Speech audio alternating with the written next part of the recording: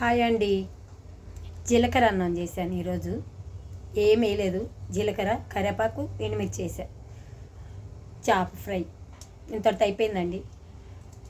ఒక చిన్న చేపలో ముక్కలు వస్తాయి కదా, 2-3 ముక్కలు తీసి పక్కన పెట్టేశాను. అది ఈరోజు వేయించుకున్నాను. ఈరోజు అయిపోయింది. ఈరోజు ఏం కూర చేస్తలేను.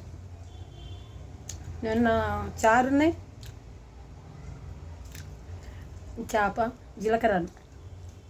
ఎంతమందికి ఇష్టం జీలకర్ర అన్నం? ఎంతమందికి ఇష్టం జీలకర్ర అన్నం? బాగుంది. జీలకర్ర అన్నం తినాలని ఈరోజు జీలకర్ర పోసా, బాగా జీలకర్ర అన్నం చేశా. నిన్న చాలామంది పిల్లలు బర్త్డే చెప్పన్నారు. నాకు ఆరోగ్యంలో మర్చిపోయి చెప్పలేకపోయాను, ఏమనుకోకండి. కాలేజీ ఫ్రెండ్స్ అందరికీ చెప్తున్నాను.